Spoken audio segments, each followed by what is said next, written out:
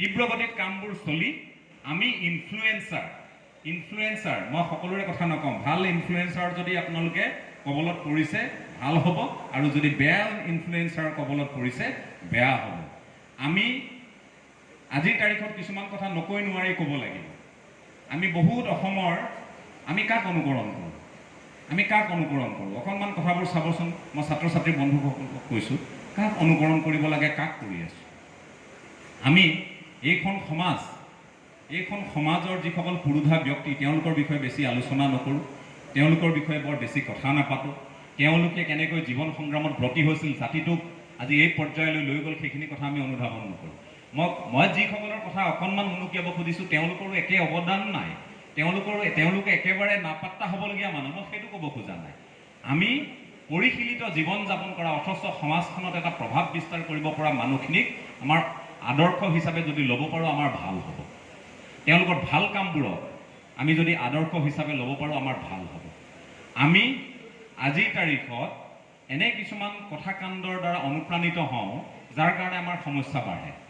আমাৰ বহু অভিভাৱক বুলি কওক, আদৰ্শ বুলি কওক, ইনফ্লুৱেঞ্চাৰ বুলি কওক, শিল্পী বুলি কওক, সাংবাদিক বুলি কওক, কথা বতৰাই আমাৰ আজিৰ প্ৰজন্মটোৰ মাজত তাৎক্ষণিকভাৱে প্ৰভাৱ পেলায়। সেয়েহে আমি কিছুমান কথাক আমি ভাবোঁ যে এইখিনি ভাল কৰিছে। অনুকৰণ কৰাটো ডাঙৰ কথা নহয়, কিন্তু অনুকৰণ কৰিবলৈ গৈ কিছুমান এনে কৰ্মকাণ্ডৰ বশৱৰ্তী হ'ব নালাগে, এনে কিছুমান অভ্যাসৰ বশৱৰ্তী হ'ব নালাগে যিখিনি আমাক সমস্যাত পেলায়। যেনে কিছুমান শিল্পীয়ে গছত উঠিলে বুলি, ষ্টেজত মঞ্চত আহি ওপৰত উঠিলে বুলি আপুনিও গৈ মঞ্চত গৈ এই খুটাত উঠিব, সেইটোতো নহয়। কোনোবাই একেবাৰে গান গাব নোৱাৰাকৈ ডিঙি লৈ গলাৰ্ধকৰণ কৰি আহিছে বুলিয়ে আপুনিও গৈ ক'ৰবাত গলাৰ্ধকৰণ কৰি উৎপাত কৰিব, সেইটোতো নহয়। মই কোৱা নাই যে সকলো গুণ বেয়া, তাৰ মাজত মানুহৰ ভাল বেয়া এইটোৰ সংমিশ্ৰণৰে মানুহ।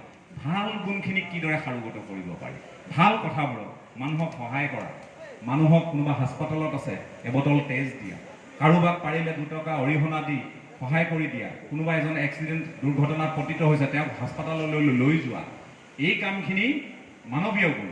এই গুণবোৰ থকাটো বেলেগ কথা, এইবোৰ বহু মানুহৰ আছে। কিন্তু তাৰ লগত কিছুমান কথা মই এইকাৰণেই কৈছোঁ, আমাৰ প্ৰজন্মটোৱে কিছুমান মানুহক বৰ বেয়াকৈ অনুকৰণ কৰে।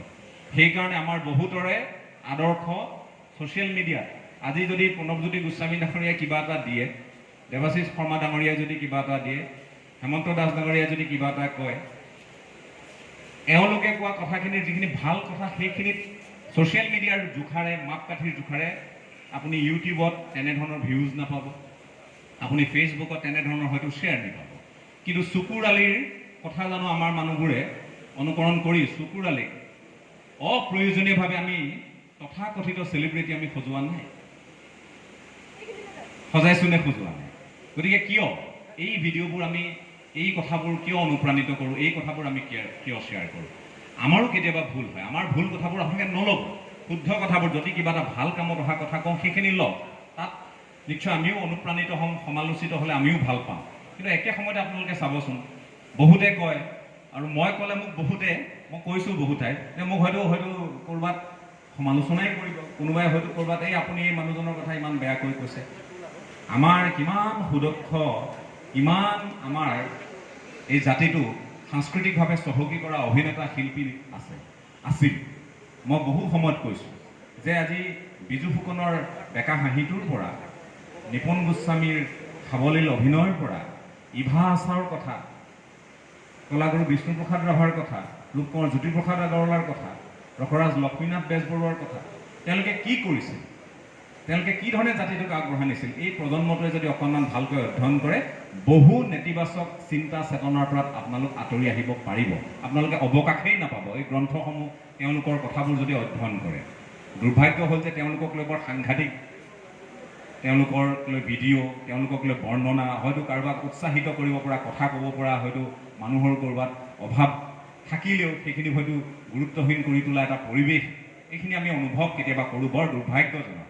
কিন্তু আজি ৰাজকুমাৰ বোলাজনে এটা ভিডিঅ' দিয়কচোন, পেংলাই কৰি হ'লেও, উপলুঙা কৰি হ'লেও আমি সেইখিনিকে চাম, নাচাম জানো? চাওঁ, এইবোৰ শ্বেয়াৰ হয়। কৰিশ্মা নাথ বোলা এগৰাকী, তেওঁলোকে বেবেৰী বাং কথাবোৰ কৈ থাকে, নৃত্য গীত কি কৰিছে, ভাল বেয়া কৰিছে, মই সেইটোত ক'বলৈ নাযাওঁ। কিছুমান কথা